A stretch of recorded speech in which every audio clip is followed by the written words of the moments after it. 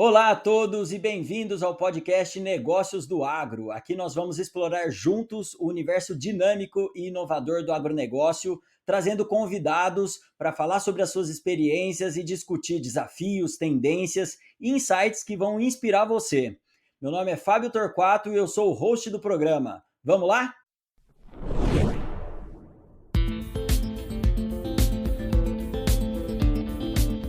Antes de começarmos, eu gostaria de fazer um agradecimento especial aos parceiros desse episódio, a AgroTravel Viagens Técnicas e a SESDES Consultoria. A minha convidada de hoje ela é bióloga de formação, mestre em microbiologia e doutora em entomologia. Ela acumula mais de 20 anos de experiência em regulamentação de bioprodutos e assuntos relacionados a organismos geneticamente modificados. E também é auditora em metro das normas da qualidade ISO 17025 e boas práticas de laboratório. Além disso, ela é cofundadora da SESES, uma empresa especializada no registro de produtos biológicos. Também já atuou como consultora do IBAMA e como professora de entomologia da UNB. Vou conversar com a Francis Vilela. Seja muito bem-vinda, Francis. Obrigada, Fábio. Um prazer estar aqui com você e com todos esses ouvintes que vão nos escutar hoje. Vai ser um prazer conversar. Show, nós que agradecemos a sua presença, Francis. E para a gente começar, eu queria que você contasse um pouquinho sobre a sua trajetória. Como é que você começou a trabalhar com registro de produtos biológicos? Quando você tomou a decisão de abrir sua própria consultoria? Como é que foi? Então, Fábio, eu nasci nesse mundo do controle biológico, né? Eu sou filha de professor universitário que sempre militou nesse setor de uma agricultura de menos agressiva ao meio ambiente, mais segura ao usuário, né? Então, eu fui derivando a minha carreira, fiz biologia e fui me apaixonando pelo mundo da microbiologia e da entomologia e resolvi juntar as duas coisas, né, na pós-graduação. E aí eu tive a oportunidade, terminando o doutorado, de vir para Brasília e então, passei a ministrar aulas na UNB e fui contratada também pelo IBAMA para trabalhar nessa área de licenciamento dos organismos geneticamente modificados. E foi um aprendizado enorme, foi meu contato com a parte de regulamentação, e aí eu entendi que eu estava juntando várias pontas para poder ajudar as pessoas que queriam impulsionar esse mundo da agricultura de baixo impacto, da agricultura que hoje a gente chama de agricultura regenerativa. Então, nessa experiência toda e trabalhando, né, com o regulador, a gente entendeu que faltavam pessoas que pudessem apoiar aquelas empresas que já trabalhavam com os bioinsumos, mas naquela época a regulamentação estava começando. Eles não entendiam o olhar da regulamentação, porque muitas vezes a pessoa dá o seu olhar interpretativo para a regulamentação e não faz uma coincidência com o olhar do regulador. Então, eu resolvi, né, junto com a minha sócia, abrir a SESES e entrar nesse mundo do empreendedorismo também, que tem muitos desafios, mas para ajudar, né, trazer a nossa experiência, o nosso olhar e impulsionar o que a gente sempre acreditou que era esse mundo dos bioinsumos. E hoje eu tenho um orgulho enorme em ver esse mercado pujante que a gente acreditou muito lá atrás, há quase 20 anos.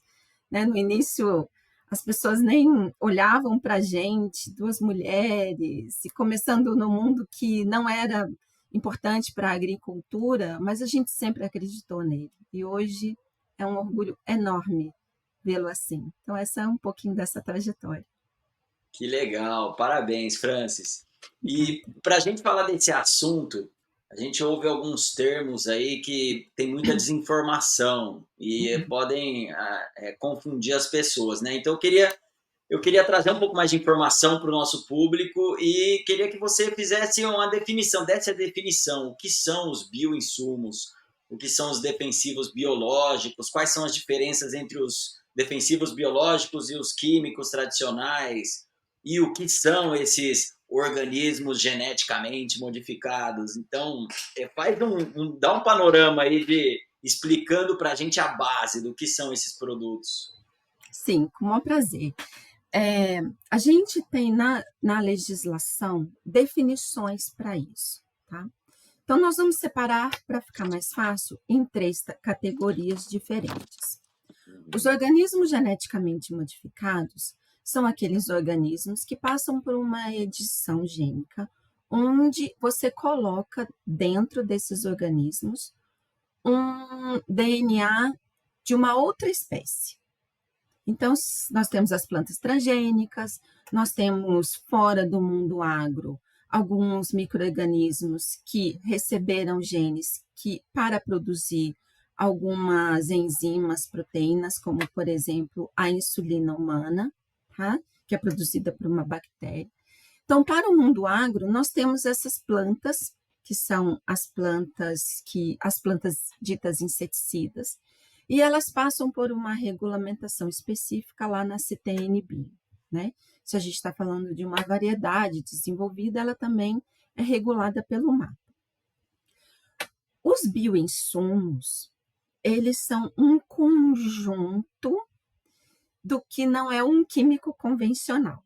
Então, a gente vai colocar dentro desse mundo dos bioinsumos os fungos, as bactérias, os vírus, alguns extratos de plantas, os feromônios. Então, tudo aquilo que não são aquelas moléculas sintéticas que a gente conhece como, por exemplo, o glifosato, a gente traz para esse mundo dos bioinsumos. Essa determinação dos bioinsumos, ela veio recentemente, mas nós temos legislações já muito bem estabelecidas para todos eles, e que veio Uhum. antes dessa terminologia dos bioinsumos.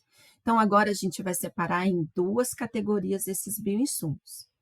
Tem aqueles bioinsumos que são utilizados para o que a gente chama de estresse abiótico, por exemplo, a fixação de nitrogênio. Quando você tem uma planta que ela é deficiente em fósforo ou que ela é deficiente em nitrogênio e você quer utilizar micro-organismos que captam esses elementos do solo e transformam para ser aceitos pela planta numa forma mais assimilável pela planta, aí nós estamos falando de uma categoria chamada inoculantes.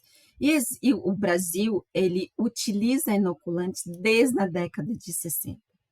Esses inoculantes, eles permitiram, por exemplo, que a nossa soja hoje não use adubo nitrogenado, que favoreceu enormemente a gente ter essa potência que é essa commodity soja. E nós Uhum. temos regulamentação para isso bastante clara, tá? Agora, se você pega os feromônios, que são o quê? São substâncias que os insetos produzem para se comunicar. E você pega essa ferramenta e diz assim: bom, eu quero monitorar a minha lavoura para saber o quanto de inseto eu tenho. Então, você usa os feromônios como monitoramento do nível de pragas. Aí você encontrou um nível elevado de pragas e você quer controlar, você precisa controlar. Então, a gente está falando de estresse bióticos, controle de pragas. Então, nós vamos começar a utilizar uma bactéria, um fungo ou um vírus, para quê? Para controlar essas pragas que estão na lavoura, ou alguma doença, né, que você encontrou. Você quer registrar um produto para isso, você também tem legislação clara, um caminho claro, que não tem nada a ver com os químicos convencionais, com o glifosato, por exemplo. E o governo, desde 2005, ele é, vem sinalizando positivamente com regulamentação, ele vem fazendo updates na regulamentação, para justamente incentivar cada vez mais o uso desses produtos.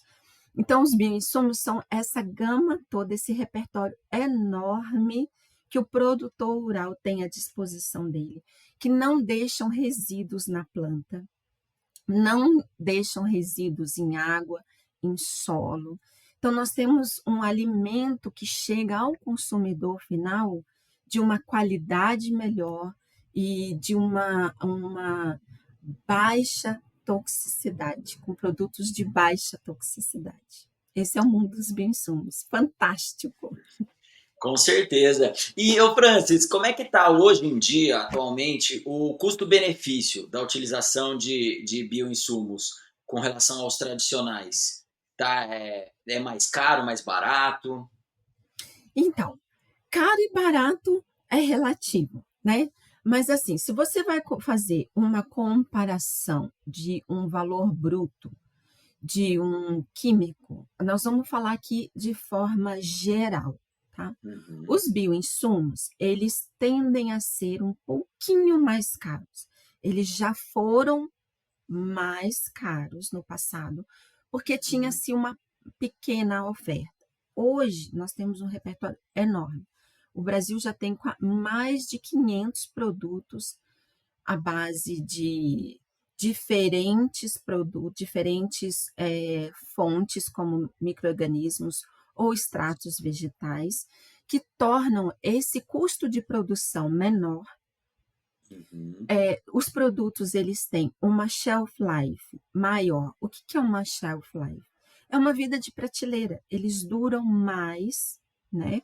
Num ambiente de uma temperatura ambiente, digamos assim, mas considerando que temperatura ambiente no Brasil varia bastante, né? Do Rio Grande do Sul ao Mato Grosso, mas a indústria ela investe muito.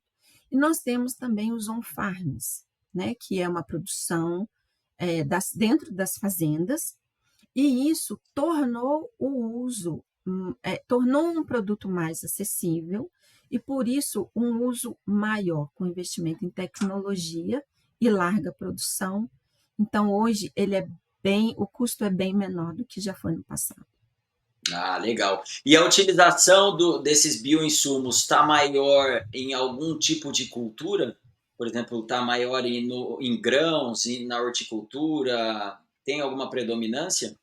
Sim, tem uma predominância. Como as commodities, né, soja e milho, são muito importantes para o Brasil, sempre houve um olhar da pesquisa e da indústria para essas commodities, para esses ambientes agrícolas.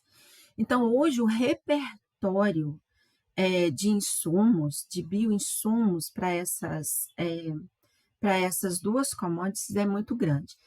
A grande vantagem, Fábio, isso é um diferencial que a regulamentação ela trouxe para os bioinsumos. Você não registra um produto desses para uma específica cultura. Você registra para um alvo.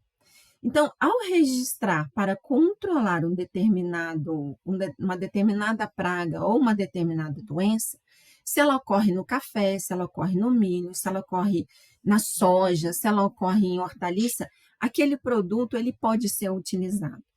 Então, a grande questão é quando usar aquele produto, né? No início da cultura, no final da cultura. Então, é importante você conhecer a biologia daquela praga que você quer controlar, daquela doença que você quer controlar, para você poder utilizar bem aquele bioinsumo. E, Uhum. respondendo a sua pergunta, como soja e milho sempre foram muito bem estudados, sabe-se bastante desse ecossistema, desse sistema agrícola, das interações que fazem. Então, é mais fácil essas recomendações de produtos para essas culturas. Claro, se estuda bastante hoje também café, laranja, que é muito importante, mas assim, hortaliças ainda comparativamente é menor. Tá, legal. Beleza. E, ô Francis, um assunto que está muito em pauta nos últimos anos é a sustentabilidade, né? E quando a gente Isso. fala de sustentabilidade, muitas vezes o agronegócio brasileiro é atacado. A gente fez uma Sim. viagem recente agora com a Agrotravel lá para o Texas e a Uhum. gente ouviu dos americanos que nós brasileiros temos talvez a pecuária mais sustentável do mundo. E aí eu Sim. queria que você falasse um pouco sobre esse tema em relação a esses insumos e defensivos biológicos. O Brasil é um dos maiores consumidores desse tipo de solução, não é? É o maior. O maior. Sim, eu acho que a gente carece um pouco, sabe, Fábio, de entendimento como sociedade, o que significa o nosso agro. E, Uhum. por outro lado, o agro tem uma carência de boa comunicação. Então, eu milito nesse setor há muitos anos, eu participo desse setor há muitos anos, eu sou encantada com esse setor há muitos anos. E posso te dar diversos exemplos de contribuições que não são muito benéficas. Por exemplo, você anda na sociedade como um todo, dentro das universidades, dentro de todos os eventos, e o pessoal fala: ah, mas o Brasil não tem regulamentação específica para os bioinsumos. Não é verdade. Nós temos regulamentação específica há quase 20 anos, né? Que dá segurança para o produtor, do usuário, dá segurança para o consumidor final. E não é um caminho que tem nada a ver com o químico, nada a ver. A rota de registro por química é para cá, dos bioinsumos é para cá, com requisitos diferentes, valores totalmente diferentes. Então, só aí você vê que essa desinformação não contribui em nada para o nosso agro. O Brasil ele utiliza bioinsumos, como eu expliquei, os inoculantes, desde a década de 60. Na década de 70, o Brasil começou a estabelecer programas de controle da cigarrinha das pastagens, com metarrísio, que é um fungo, com cotésia, que é um inseto, e são programas extremamente bem-sucedidos. E hoje, para algumas culturas, o Brasil utiliza quase que 50% dos insumos, bioinsumos, e a gente não consegue comunicar isso. Eu tive recentemente em Milão, no Congresso Mundial de Bioestimulantes, falando justamente sobre regulamentação no Brasil e falando do nosso agronegócio, e a gente, assim, ainda se depara com a União Europeia com dificuldade de nos entender, com dificuldade de entender as nossas cadeias produtivas, as nossas fazendas, como o agro é altamente tecnológico, como o agro hoje utiliza todos os tipos de tecnologia. O nosso agricultor ele é altamente receptivo a tecnologias, não só dos bioinsumos. As universidades, as Embrapas, ajudaram muito na difusão dessas tecnologias, mas a gente tem uma pouca, uma comunicação não tão eficiente assim. Recentemente, eu estive em Bonito, uma região maravilhosa, uma região lindíssima, uma região agrícola, mas uma região turística.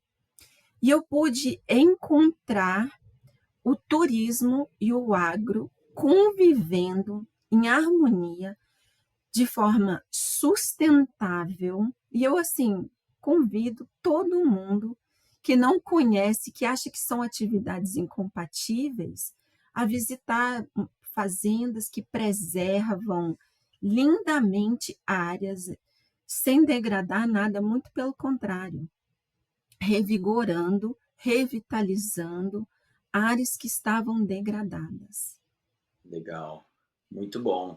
Eu tive recentemente também com a família passeando aí, a gente se hospedou numa fazenda de café aqui no interior de São Paulo, foi sensacional também. Eu acho que falta muito conhecimento ainda da população geral em relação ao agro, né? E é como Falta, você falou, é uma dificuldade de fazer essa comunicação e é algo falta. tão importante para nossa economia, né? Eu acho Mas que a Agrotreva, desculpa te cortando um pouquinho, mas a Agrotreva ela tem um papel muito importante nisso, porque uhum, esse turismo com esse olhar, né, para conhecer quem somos, o que fazemos, como fazemos e desmistificar um pouco. É uhum, claro que todos os setores eles têm sempre para melhorar, mas o agro brasileiro ele não é essa degradação. E a Agrotravel, podendo proporcionar viagens, não só dentro desse ambiente, mas para a sociedade como um todo, se ela quiser conhecer, se ela quiser entender como é uma grande oportunidade. Com certeza, com certeza. Esse é o grande papel social da empresa. E o Francis, você falou aqui então que o Brasil é o maior usuário, o maior consumidor de produtos, insumos biológicos, né, os bioinsumos.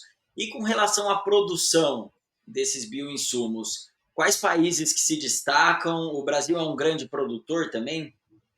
O Brasil é um grande produtor, nós temos aqui de pequenas, médias e grandes empresas investindo cada vez mais em tecnologia, mas nós temos também países que são expoentes também na produção, no uso dos bioinsumos comparados a nós, mas na pesquisa. Os Estados Unidos é um polo, né, de desenvolvimento, de pesquisa e desenvolvimento de novos ativos e novas formulações, e a Europa também. A Espanha é um país que também investe muito. A França hoje é um país que tem investido não só em bioinsumos microbianos, mas sim, também em algumas moléculas de baixa toxicidade, como biofertilizantes e bioestimulantes. A Legal. Índia e a China também são grandes investidores. A Índia tem fábricas e vem investindo bastante em melhoria de qualidade.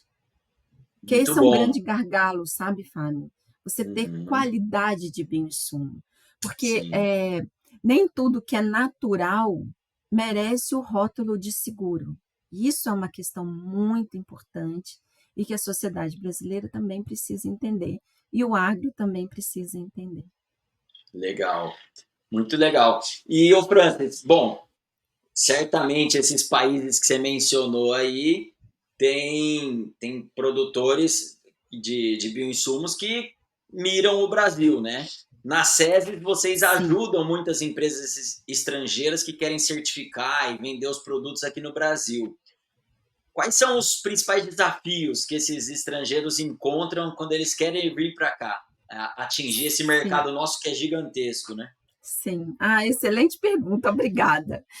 Os grandes desafios, assim, eles precisam entender, né, a nossa legislação. Nós temos uma legislação bastante próxima da legislação americana, de forma geral.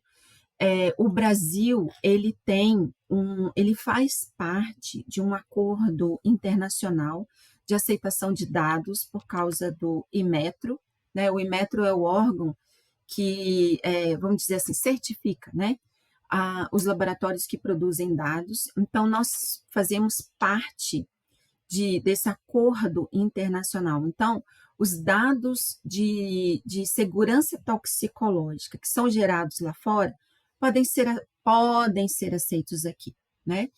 E essa é uma grande vantagem para essa empresa estrangeira que quer investir aqui. Entretanto, ela precisa entender que nós temos uma cultura, né, específica de negócios também, e nós temos uma regulamentação que tem as suas definições. Então, muitas vezes, o produto lá fora ele está registrado de uma certa forma e não é aqui, porque as nossas definições são diferentes.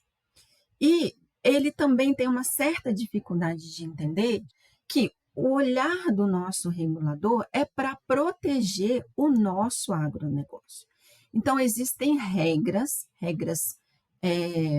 bastante bem estabelecidas e rígidas para o governo aprovar a entrada de uma determinada molécula ou principalmente de micro-organismos no Brasil, que o governo ele é copartícipe desse processo. Então, ele precisa fazer um estudo previamente, daquilo que está sendo almejado a entrar no Brasil, e a gente ajuda o nosso cliente a entender todo esse processo. A gente faz sempre um diagnóstico regulatório, né? Para a gente entender a engenharia regulatória que a gente vai caminhar com ele aqui no Brasil, porque ele precisa ter bastante segurança de como ele vai posicionar o produto dele, de como ele vai demonstrar a segurança e a eficácia do produto dele. Muitas vezes as pessoas acham que o regulatório é algo juntar papel, né? Ninguém entende que existe uma grande engenharia por trás disso, que é altamente técnica e especializada. E eu sempre gosto de dizer, dar um exemplo, em todas as palestras que eu faço, o seguinte: a regulamentação, ela não é um empecilho, ela é uma aliada. Então, quando você está doente ou quando você tem um ente querido doente e o seu médico te recomenda comprar um determinado medicamento, você sabe que aquele medicamento ele não vai fazer mal para você, ele vai fazer bem, porque ele passou por critérios de eficácia e de segurança. E é a mesma coisa com os bioinsumos. Passe-se por processos de segurança e de eficácia. Então, o produtor ele precisa ter uma garantia de que aquele produto que ele está usando vai ter estabilidade e vai alcançar aquele propósito de controlar uma praga ou uma doença ou de trazer um benefício nutricional para a planta. Muito bem. Ô Francis, e você, como é que você vê esse cenário dos bioinsumos aqui no Brasil? Como é que você vê o futuro disso? Deve continuar crescendo, eu imagino, a utilização desse tipo de produtos, né? Substituindo os químicos. Mas você acha que já dá para imaginar um cenário onde 100% dos defensivos, dos insumos são biológicos? Então, eu não acredito que a gente deva almejar 100%, né? Na sua Uhum, totalidade, considerando absolutamente todas as culturas. Mas eu acho que a gente deve sempre caminhar para um manejo ecológico das pragas e das doenças, um manejo ecológico de todo esse sistema, onde a gente deva potencializar cada vez mais essa gama enorme de ferramentas, porque nós temos ferramentas para identificar as necessidades pontuais daquela cultura. Então, nós temos como interferir pontualmente em quadrantes, com doses diferentes. Eu acho que isso é o futuro, com doses diferentes, com produtos diferentes de um pote, de um slot para outro. A nossa tendência também é ter cada vez mais formulações conjugando princípios ativos, algumas substâncias com micro-organismos, conjugando diferentes micro-organismos que deem uma potencialidade ainda maior, né, para todo aquele sistema, preservando o solo. Então, eu acho que a regulamentação também tem esse olhar. A gente espera que num futuro a gente tenha uma regulamentação por usos diversos e não tão segmentada quanto nós somos hoje. Mas eu acredito, Fábio, que aos poucos vai haver sim uma substituição cada vez maior de moléculas químicas e que, por outro lado, vai forçar também positivamente que esse repertório químico seja cada vez mais de baixa toxicidade, com menor resíduo. Então, é uma cadeia sempre que vai andar lado a lado, mas uma impulsionando cada vez mais positivamente a outra. boa! Vamos torcer aí para termos Vamos. cada vez mais bioinsumos e mais segurança também alimentar para todos, né? Sim, sim, com Ô certeza. Francis, você viaja muito para o exterior a trabalho. Inclusive, a gente já Muito. teve junto com a AgroTravel no passado, numa viagem Sim. técnica para Israel. E eu queria que você. Lindíssima. Você gostou muito da viagem, né? Eu Ô, amei tudo. Ô Francis, eu queria que você contasse uma ou duas curiosidades do agronegócio que você já viu pelo mundo afora. O que já chamou sua atenção em todas essas viagens que você fez aí nos últimos anos? Então, Fábio, assim, eu morei nos Estados Unidos, né? Quando eu fiz meu doutorado, eu morei lá um tempo. E as propriedades americanas e a interação com as universidades e com a extensão rural me chamaram muita atenção. São propriedades muito menores dos que as nossas, em média, né, via de regra, mas existe uma afinidade maior do setor produtivo com o setor que gera esse conhecimento, sabe. Eu acho que aqui no Brasil a gente ainda tem uma certa distância, já melhorou bastante, eu acho que nós já enxergamos isso um pouco, mas isso sempre me chamou a atenção, sabe. Lá eu morei naquele cinturão do milho ali, que eu adorei, eu adoro esse tipo de meio de viagens, e a gente saía, né, os estudantes de pós-graduação como eu, os professores saíam, visitando sempre frequentemente os produtores para saber o que eles precisavam. E eu acho que isso nos bioinsumos a gente poderia aproximar um pouco mais, a gente poderia fazer um pouco mais. Existem as startups vindo aí, né, com novos bioinsumos, com diferentes, que estão entendendo que elas podem contribuir também nesse papel de como utilizar e posicionar. E outra foi realmente essa curiosidade de Israel, que foi uma viagem maravilhosa para mim, vai ser uma das viagens mais bonitas que eu fiz na minha vida, inesquecível. Não só pela qualidade da viagem que você proporcionou para a gente, tudo feito com muito critério, mas ver ali em Israel aquela ausência de água, aquele solo extremamente pobre, e quanta inovação saiu dali. Como que aquelas pessoas conseguiram buscar soluções, né, onde imaginava-se não existir nada. E aí eu vou fazer só uma comparação com a gente aqui em Petrolina, que é um lugar também assim muito surpreendente, onde você desce de avião, você olha, você só vê areia, mas você vê aquele polo desenvolvido, gerando renda, vindo de um conceito de divisão agrária que foi feito ali, mas o incentivo e pesquisa chegando ali com assistência de uma agricultura de irrigação, com uma agricultura com insumos direcionados, e hoje a gente produz vinho no Brasil. Quando eu conto isso para as pessoas lá fora, que nós produzimos vinhos de alta qualidade, eles falam assim: "No way", mas é verdade. Por quê? Novamente, né, ciência, tecnologia, inovação e regulamentação. Legal, muito bom. Ô Francis, e para a gente já entrar aqui na parte final, eu queria que você deixasse um recado aí para quem está nos escutando, principalmente se tiver os produtores e Sim. aqueles profissionais do agro que ainda têm receio de utilizar bioinsumos.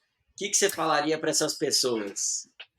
Olha, eu falaria o seguinte, que é uma experiência muito importante ser vivida de um primeiro momento, para você conhecer esses produtos, para você poder entender como eles funcionam. Eles são seguros, eles são eficientes. O governo brasileiro tem esse olhar, e nós temos produtos de alta qualidade, de vida de prateleira muito bons.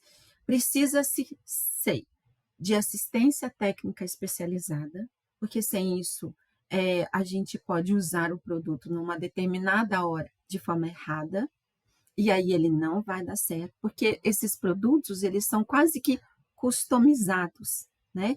Não é como você usar algo de amplo aspecto, mas tenham esse olhar, funcionam, são seguros, contribuem para a preservação do solo, para a preservação dos nossos mananciais, e para o consumidor final é um grande ganho. Além do produtor, valor agregado ainda maior do seu produto. Usem bioinsumos. Usem bioinsumos, por favor. Muito legal. Quem Francis, precisar de nós também estamos à olha aí. disposição. É isso aí. Francis, muito obrigado por aceitar esse convite nosso de participar, pela bondade sua em compartilhar esses Uhum. conhecimentos. Eu acho que a gente ainda tem muito a aprender e desmistificar, principalmente essa Sim. área dos bioinsumos. Então, foi muito bom ter você aqui dando uma luz para a gente sobre esse tema. Olha, muito obrigada, obrigada pela oportunidade. Eu sou, assim, completamente apaixonada por esse mundo. Quando quiser me chamar para conversar mais, eu estou sempre à disposição. Desejo muito sucesso para a Agrotrevo. Muito obrigada novamente pela oportunidade, foi um grande prazer. Maravilha! E para você que está nos acompanhando, nós vamos deixar na descrição desse episódio as informações da AgroTravel para quem quiser conhecer mais, as informações da SESIS também e da Francis para quem quiser entrar em contato. E nós gostaríamos de convidar a todos a não esquecerem de seguir a gente no Instagram, no YouTube e no Spotify, onde esse podcast também é divulgado.